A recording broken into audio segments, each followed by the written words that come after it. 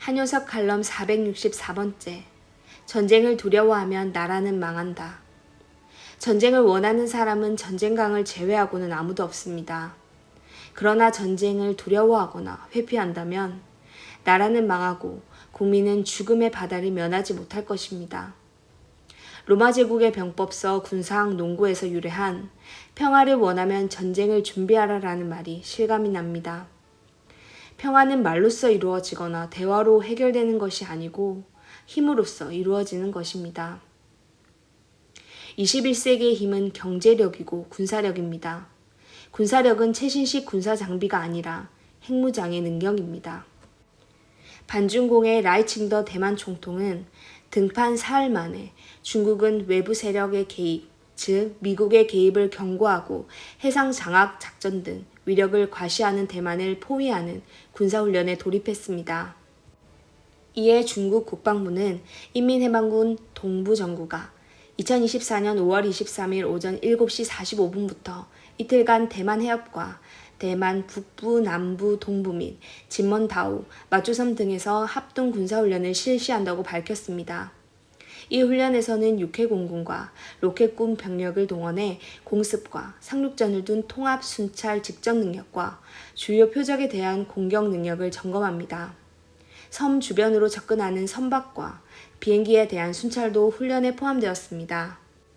세계 군사 전문가들은 이번 훈련을 날카로운 칼 2024A라고 명명한 것을 두고 앞으로도 BC 훈련으로 이어질 수 있다는 관측과 우크라이나와 러시아 간의 전쟁 이후에는 중국의 대만 공격과 북한의 남침 가능성을 예상하고 있습니다.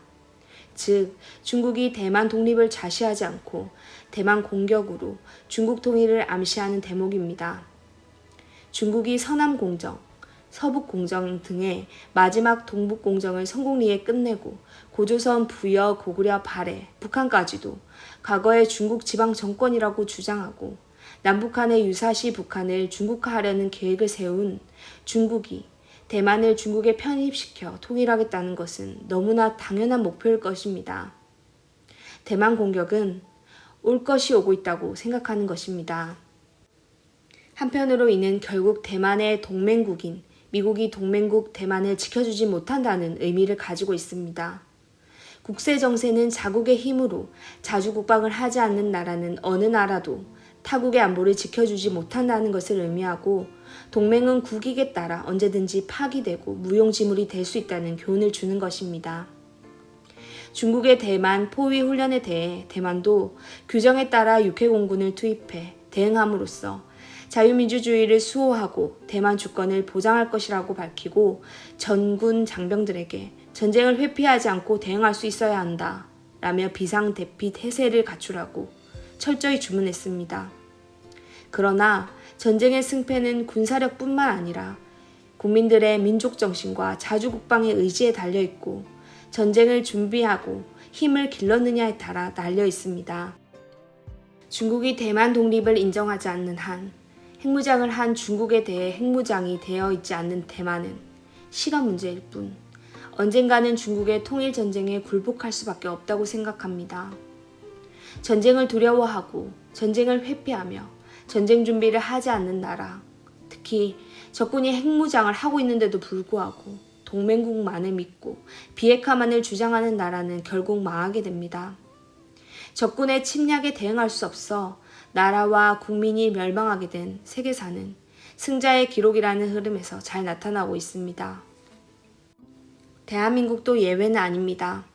남북으로 분단된 유일한 국가, 대한민국이 진정으로 평화를 원한다면 전쟁을 두려워하지 말고 회피하지도 말고 자주국방의 의지와 행동을 보여주어야 합니다. 그것은 핵무장과 강력한 군사력과 국민적 합의와 자주국방의 의지임을 명심하길 바랍니다.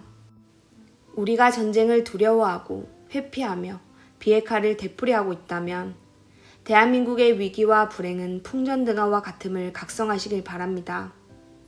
철저한 민족의식과 정신무장으로 자유민주주의 대한민국을 수호한다는 강력한 의지와 함께 든든한 뒷배가 되는 핵무장의 결단이 요구되는 시점임을 기억하시기를 바랍니다. 부산 한어린 한유섭입니다.